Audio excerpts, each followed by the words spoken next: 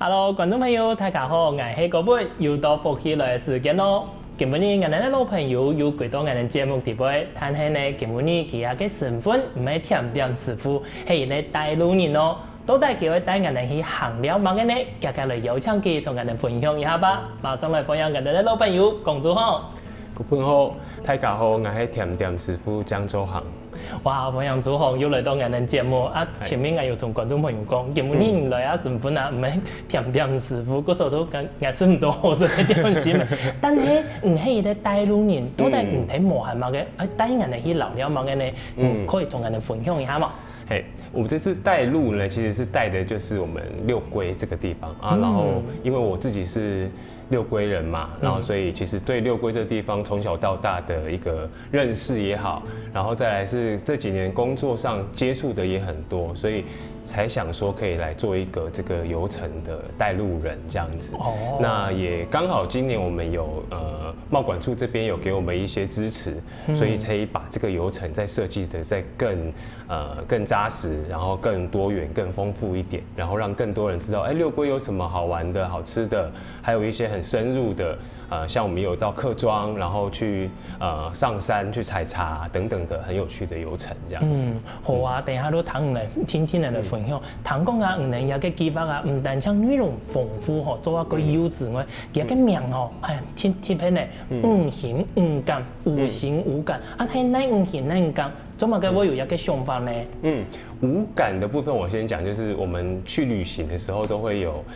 视觉看到美景哈，然后听到的比如说火车的声音、海浪的声音这样子哈，然后嗅觉你会闻到食物的香气哈，各个地方不同的味道，然后还有像味觉你会吃到当地的美食，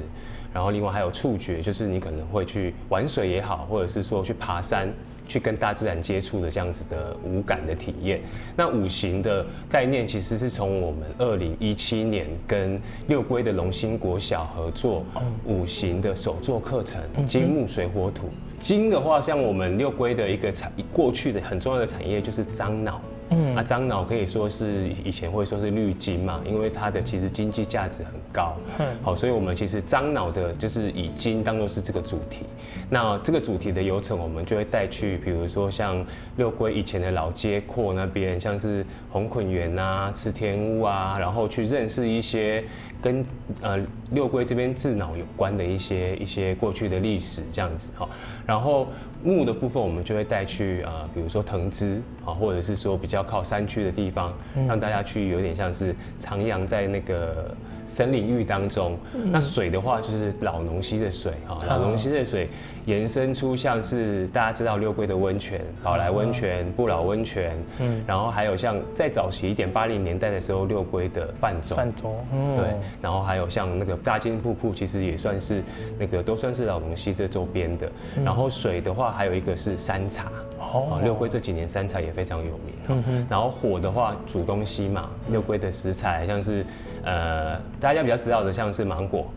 然后像莲雾，然后蜜枣。可是其实六龟还有一个特别的食材是胡椒，全台湾唯一的胡椒就在六龟种。对，那火就是煮东西，所以我们会把那个食物的美食之旅就会是设定在火。然后土的话是六龟很特别的一些地质，像是巴罗汉山啊、隧道啊，然后还有一些就是古道，比如说警备道，或者是说从那个善平在过去的那一个警备道，其实就会带大家有一点点微探险、生态之旅的感觉。所以五行就是大概是金木水火土，然后都有不同的主题，然后有一日游，也有二日游这样子。按丰富的路线，唔自家一个人想出来，也係講有組織一個團隊嚟，大家共下來想呢。其实这个一开始的发想是我这边发想，因为毕竟我六龟也生活了30-40年嘛，那所以其实对六龟的一些特色或者是景点，其实也比较了解。那当然，我们这次也有跟一个团队叫做子成文创他们因为过去有执行过西拉雅风景区那边的一些相关的计划，所以这部分就有跟他们一起合作，然后就我们会各自去分工比如说我比较擅长的是跟六龟在地社区的这一些连结，然后跟游程的规划这一些，那他们可能在行政方面或在执行小旅行方面比较有经验，所以就用这样子团队分工的方式。然后当然跟地方啦，我觉得像六龟，我们有跟18罗汉山这边的一个协会，因为他们有导览的老师们，也有跟他们合作，然后跟六龟很多的店家、餐旅的业者，然后还有社区妈妈，我们都一起合作，所以可以说是一个大团队。然后再来还有旅行社这边，好，我们接下来流程也都会跟旅行社配合，所以就会让这个整个的计划可以再更精致，然后更完整这样子。不然其实自己推动其实还是有限啦，所以必须要大家一起帮忙，然后有更多的资源一起注入这样子。其实你在推动一个小旅行的路线的时间啦，像你去请到沙奇的时间，沙奇的态度很勇猛，今日一般来讲，只要是可以愿意把自己沙奇分享出去，今日应该都有意愿嘛，超过。因为我其实从2017、18年开始就有在带小旅行。然后我算是六龟第一个开始带我们六龟我们那边是一保里跟六龟里这2个里的社区的小旅行。那所以一开始蛮有趣的是，一开始比如说一些老的中药行，饼铺就说你带人家来这边，人家会觉得有好玩吗？这样，因为他们也没有对他们没有经验，那所以我一开始就先跟他们讨论，然后就说我们试试看大家反应怎么样这样子啊。结果比如说像带去中药行啊，中药行那个老板娘她自己就会煮那个山楂茶然后她自己会做那个超阿贵，给那个游客吃这样子，然后结果游客吃了觉得很好吃，因为是当天早上现做的，然后那个有点客家风味这样子，然后所以游客当下就说那这个可不可以订？然后就直接扫空秒杀这样子啊，因为这样的互动，所以社区的店家他会开始愿意说，我们这个团不是说只是纯粹的走过看过而已，我们是有深度的会去跟他们聊天，然后会去听社区的饼铺啊，或者是说中药行啊这些当地长辈的一些故事，然后是真的互动的比较紧密一点。不是这样子走马看花式的啊，所以慢慢的社区这边就也很支持。然后这一次我们也扩大了不同的社区，像我们一开始都是跟义保六龟比较多啊，接下来我们像新寮新寮这个客庄这边，我们也开始会有一些合作。跟当地的这个社区发展协会，然后还有像中心里这边以前过去比较多是眷村比较多是外省的这样子的一个族群的一个聚落，我们也开始跟他们有一些合作这样子，还有宝来、新发所以我们等于说是扩大了整个社区的合作量啦。然后也希望就是一切都可以顺利这样子。你如何在同沙奇沟通然后接触的时间，这一段路程底部会唔会有沙奇会想讲俺们唔好推一个小旅行好因为嗰度人可能人太多，因为他们怕样相都给人这个申办，会唔会有沙奇有这种顾虑的？其实我觉得那个观光它就是一个观光游程它真的是一个两面的一个没有对错的啦对于社区来说，其实有一些社区是长期都一直很多游客的，比如说我们就九份、淡水这些地方，它可能变得非常商业区，所以他们可能也习惯了。六龟的确是一个已经沉寂好几十年、10-20年的这样子的以前我们小时候印象是我们那个社区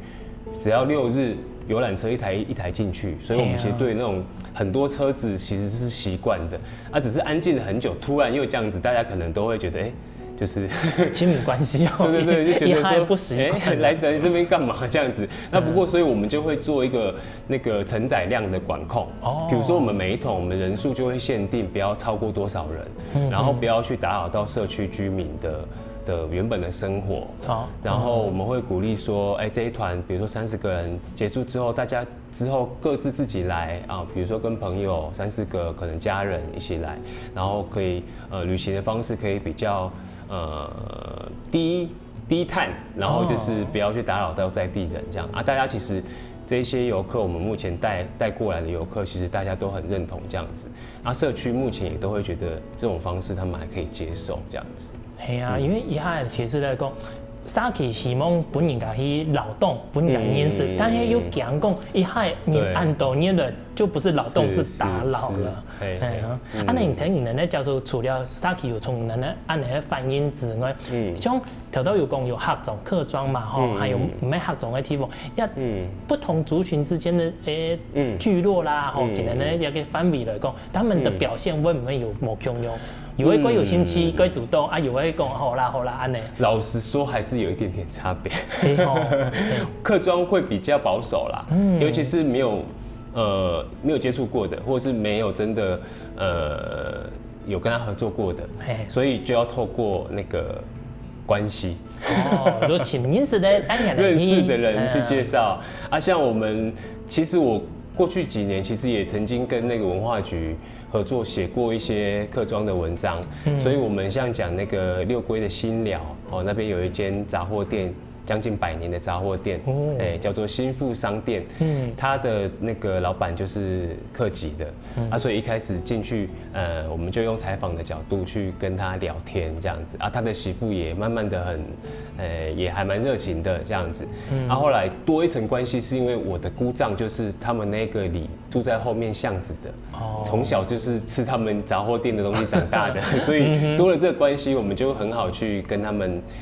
有进一步的接触。那我自己住的地方是我们这边是在六龟义保里，我们比较多的是过去从新竹苗栗下来的北客，因为当时是为了那个樟脑，刚刚讲的樟脑那个产业移居到这个义保里这边。那这边的话就是我的势力范围了，对，从我的阿太啊，我阿婆开始都是在这边就是生长的，所以其实。就很好去跟在地的老人家或者是长辈沟通，然后合作这样子。就是人哋講有關係就冇關係，有個意思啦吼。觀眾朋友，談到鴉片係唔係對一個5條路線有概念嘅呢？等一下呢，還有更多豐富嘅內容，絕對冇走開喲！馬上過來再同分享。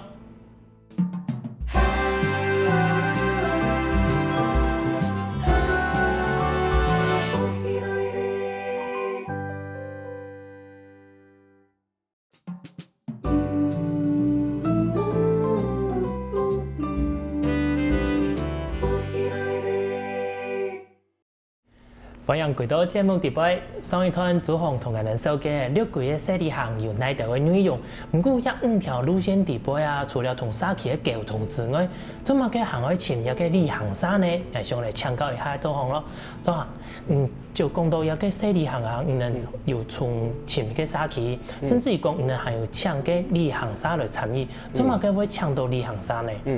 其實。跟旅行社合作的一个用意，就是我们希望它是一个长期可以上架的。再来是因为我们还是会考量到这个安全性的问题，我们希望是以一个合法的方式去做一个推动啦。那旅行社这边他们当然也很乐于。那个跟我们合作的原因是我们有规划出一些比较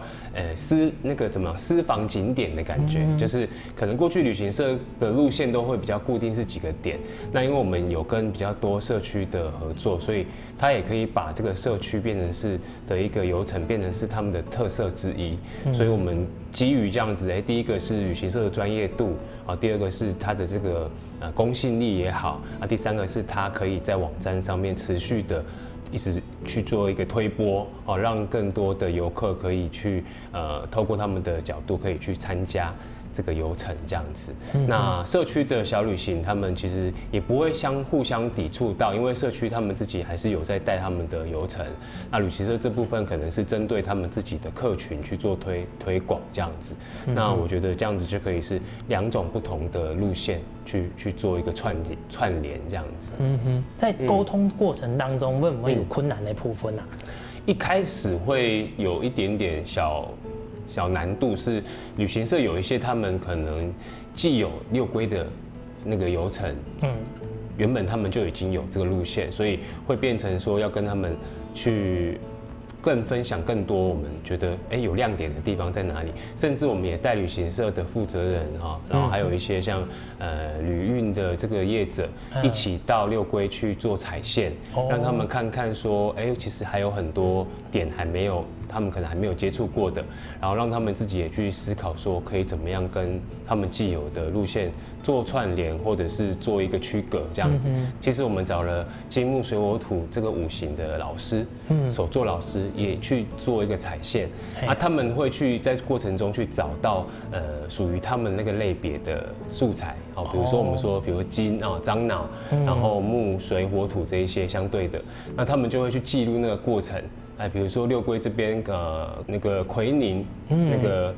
还有桃花心木就是在那个新威森林公园那边的桃花心木等等的，他们就会去手绘啊，或者是去记录这样子特别的东西。然后再来是我们有一团是针对比较像是部落客这种媒体团。他们就是会针对比较有趣的，就是好拍的，比如说六龟大佛，然后还有像那个六龟的那个踩那个紫蝶桥，就是那个新威大桥，然后还有一些六龟比较他会觉得很市区很看不到的东西，然后我们其实这一次有一个比较特别的一个经验，就是大家到那个六龟的地院寺，大家其实很惊艳，不管是那个老师们，或者是媒体的这个部落客们都很惊艳。他们因为第一次看到有这样子的，算是庙宇的那种艺术的风格是完全不同，因为它的里面是请那个韩国的设计团队来打造的，宫庙的这个艺术的这个设计团队。系啊，主讲唔好讲啊，真是还唔低呢。因为俺的过去的时间会提讲吼，鲁顺还有几道的宫庙啦、寺庙呀的，但系唔好讲，真正俺的都唔低啊，没有地步有按的特色。系啊，几贴片呢，除了按呢，基本嘢带过来，俺看到有糕饼啦，有咖啡条。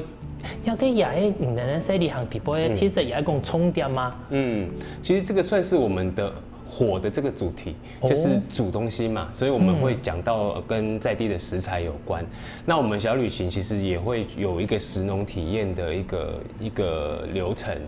那其实像六龟这边早期有种咖啡，这几年还是有人在种，当然它的产量没有这么多，那不过它还是有一定的固定的一些量这样子。那像六龟的胡椒，这个胡椒其实蛮特别，是这个老板他其实用的一种特别的技术，他这个栽种的技术其实是连很多那种农业大学啊，或者是那种科技那种就是相关的技职的，都来跟他借镜取经。就在台湾怎么种得出胡椒这样子？因为胡椒是比较偏热，要很热带的地区种会比较好这样子。然后这个胡椒他自己也有在做一些风味餐，就是可以预约的风味餐这样子。然后再来是六龟也很有名的是芒果，那因为芒果它产季就是时间比较短嘛，它如果你没有吃到新鲜的话，就错过了。所以这个是六龟宝来的一个果铺。他自己做那个金黄啦、爱文这些六龟的这些芒果，去把它做成果干这样子。那我自己因为是甜点师嘛，所以我就会把它这些食材做成糕点，然后我们就是会做成是礼盒去做贩售啊，或者是变成是游程里面的一个食农体验这样子。对，嗰时候讲也个糕饼就像后尾也个可以做成礼盒，大家来参与之后，说某一天可以带也个登录过去。对。安尼做吼，也个除了食做一条路线之外，因为大家对食挺有兴趣嘛，会不会讲食的一条路线归到你报名，其他的路线归到你们会不会有这样的一个担心？目前是还好，目前看来是还好。那我们其实的确有一些路线是真的比较受欢迎，有一些在推动上就真的会有比较相对的人报名额满的时间会比较久。有一些主题性的东西，那可是我们尽可能的都是让它的内容的那个丰富度是一样的，不会说因为这条路线，好像比较少人报名，我们就加码，因为我觉得这样子对社区或者是对这一些店家来说也不太公平，就是觉得为什么我们要增加那么多内容？那只是说我们会更长时间的去宣传。那有可能是我们介绍的不够，消费者还没有知道说这边的特色是什么，所以我们就在网站上面啊，然后还有在部落格这边，我们会再更加强这个路线的宣传，让游客可以更知道说每一条路线的特色，然后他喜欢的路线是什么这样子。有些旅行社它是针对少人团，比如说7人、9人就可以成团，那有些旅行社它可能考量到他需要可能20个人。他可能对他来说，他会觉得比较符合他们的经济效益这样子，所以是由旅行社这边决定。那原则上，我们都希望人数上不要超过40人啦，因为40人以上的话，其实你相对的旅游品质就没有这么好。比如说我们今天要带到一个点，比如说宝来赊仔脚好了，它那个空间其实有做一些染织的一些体验，日做染或者是你要做窑烤面包，你要做陶艺课，都可以有个体验。不过它的空间就有一个人数的限制，比如说我们带去茶行啊，然后茶行这边其实他们也会有一个人数上的限制啦，那毕竟喝茶是一个要慢慢品尝的这样子的一个仪式嘛，所以我们就希望可以在店家都觉得 OK 的人数下去，请旅行社这边做规划这样子。安尼做吼，影像条都有讲到，甚至于讲有做手作，安尼时间够久嘛？它的费用会不会都够高一些？像做陶艺的部分，应该就会有差别吧？其实还是会有差，因为像材料的这个成本就不太一样。像我们陶艺课可能陶土跟精工课，两个比起来，当然精工课这个相对的成本就会比较高。然后像木作，其实也是看木料的这个的那个品质到什么程度这样子，那这部分就是由社区会跟旅行社这边做沟通，然后会定一个可能双方都觉得 OK 的一个价格啦。那羊毛出在羊身上啦，如果想要走的就是那种很平价式的，那或许也可以在游程中不要有这一个手作体验也没有关系，所以这个都是有弹性的，它也可以是纯粹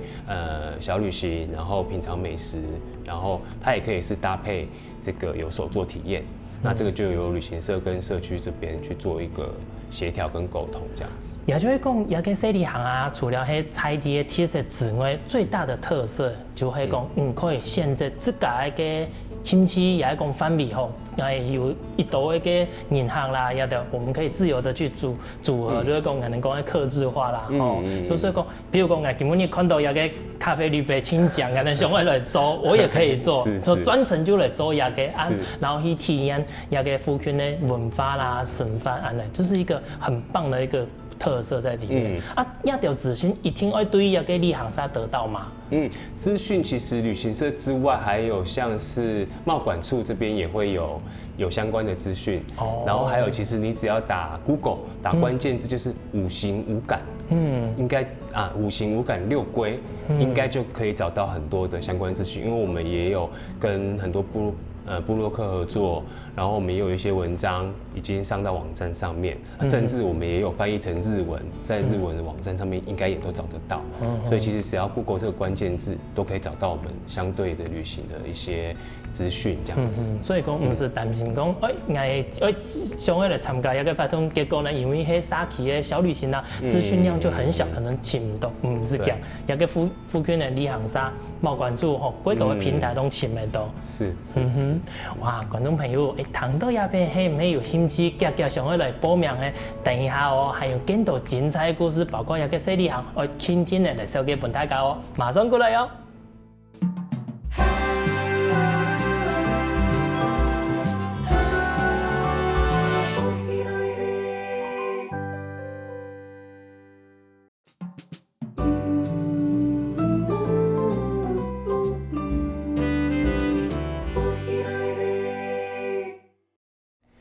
前面朱红总个人说嘅一个西里行吼，5种感觉伫杯，看得到、闻得到、尝得到、食得到。但係苏州呢？苏州一个项目啊，我真有兴趣。继续像朱红总个人说嘅一个苏州到底还有哪条可以搞的吧？朱红，一个手作的部分，其他像一个五感伫杯啊，刚刚已经了解到。但係苏州的部分，唔係同人可以更加再了解一下，有哪条苏州甚至讲可以搞的项目？那个手作的部分哈，我们就是把它用五行的概念去带，好，就是刚刚有聊到金木水火土嘛，那金的话，我们就是会做一个那个金工的小盘子。那像这个金工的小盘子，然后它就可以拿来装六龟的这个美食，装六龟的这个，比如说糕点，然后另外还有装六龟的记忆这样子。因为我们会请社区的这些那个志工妈妈们，他们会去把他们对六龟的印象刻在这个金色的盘子上，它是铜盘这样子哈。然后木的话，我们做的是一个木质的便当盒，这个便当盒其实是完全没有钉的它是用那种榫接的方式，很耗工。那这个木工盒呢，我们要装的就是六龟的料理。六龟以前过去采樟的这样子的一个历史嘛，所以以前上山采樟之前都会带一个便当，所以我们就是会教大家做一个便当菜，刚好又融入了火的这个主题啦哈。然后另外就是水的话，我们是做那个染的部分就是做六龟的图腾的染的一个布巾，它可以拿来包便当、绑便当的那个布巾，对，就是它是一整套的。那土的话蛮特别的，是做的是现场有带来，就是那咖啡滤杯，做也可以对，那是用它有融入一点点六龟的土。然后为什么会做咖啡滤杯？是因为六龟有那个咖啡这个物产嘛，所以每一个手作课程都会是跟在地的历史文化食材有结合。那我们是专门请了5位老师来社区，然后教当地的居民来手做这个东西之后，再由社区自己去推动这个系列的课程。比如说有些社区他想要做陶艺的，他就做陶艺的；有些社区他想要做的是精工的，他就可以做精工的，那就可以更精致化他们自己本来的流程这样子。因为个苏州唔系讲单将迄沙器自家想出来，迄专业的先生辅导嘅人来做出来嘅，嗰时也个讲应该我关有像看到也个 BLD 嘅，甚至于讲迄没有的人可能没有做咖啡杯，可以去选择讲做其他的容器啊，或者是作品安尼嘛吼。其实社区它有些原本自己就有它自己的一些 DIY 体验的服务啦，像那个638罗汉山的这个自然协会这边，他们自己就有在带他们的做那个，比如说那个以前那种水枪用那个竹子的去做的那种铜腕类的，然后像那个赊仔角这个社区这边，他就有在做那个陶艺的相关的，还有那个制作植物染的部分，所以就是有社区这边，他搞不好可以把原本我们教他们的，再跟他自己的做结合，然后它有可能变成是一个文创的商品这样子，所以有很多不同的玩法。那其中我们这个5行课程有一个比较特别的是火这个主题，火当然我会教的是叫做甜点，刚刚有提到会做一个彩章便当嘛，这个便当是请一个日本老师来教的，还从日本过来这边教六龟的那个有兴趣来学的民众来做这个便当菜，那是用以前过去采章都是需要带一些比较能够久放的食物嘛，腌制的嘛，好，然后饭团嘛，这基本的。那这个我们就跟这个日本厨师沟通说，这个历史文化，那希望他可以把日本料理的一些技术，跟这个我们的这个历史文化做结合，然后设计出了5道菜色。大家上课都上得非常的，就是心满意足这样子。他可以讲他有那几烘5道菜，他其实有主食类就是饭团，那饭团的话，因为这位厨师他是住在冲绳，所以他做的是那个冲绳饭团。因为冲绳很特别，它的饮食文化经过很多不同朝代的转变，早期琉球王朝，然后到后来被日本这边统一了之后，日本式的，然后再来就是还有美军的这个美军的这个饮食文化，所以它这个饭团里面就夹杂了米食，还有那个美国喜欢吃那种罐头的火腿肉，然后还有像日式的那种玉子烧，然后就是有这样子的一个很综合的一个饭团，我们像用米来包饭团啊。对，它是最外面是一个海苔，然后它是有点像是正方形的形状，很特别。那里面的饭的部分，那个主厨他也设计了2种不同的饭，一种是有点像我们的油饭，然后另外一种是加一点点芥菜的一种饭这样子，所以它其实有算是3个口味的饭团。再来就是一些他们当地的一些冲绳的一些小吃，比如说炸玉饼啊、炸芋头。对，然后还有像是鸡肉丸，然后还有像冲绳，其实他们的卤肉跟我们台湾卤肉有点像，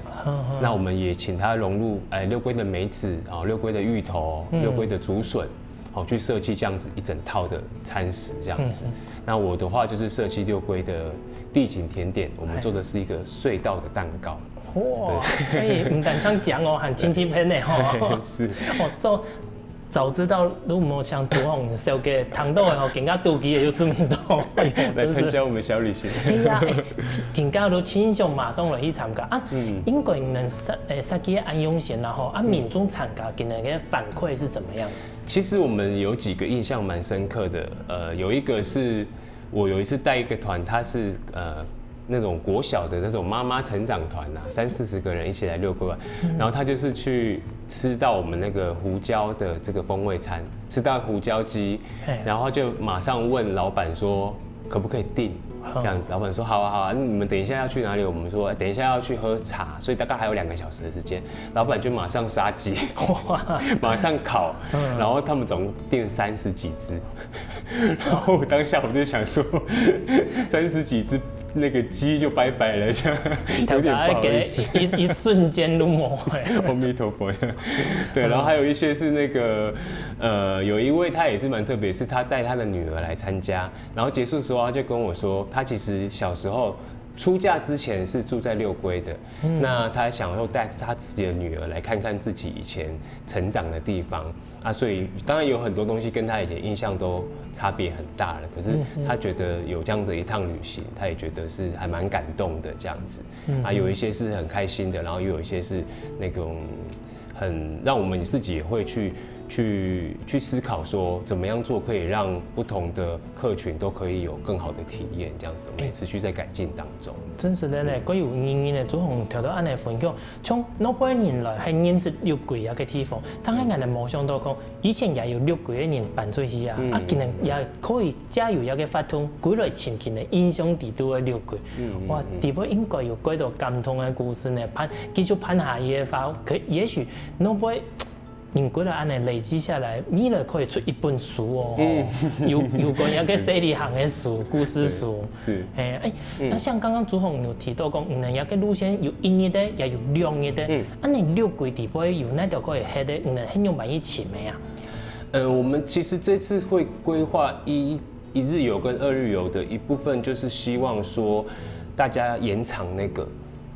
停留在六龟的时间，因为如果1日游，其实你早上从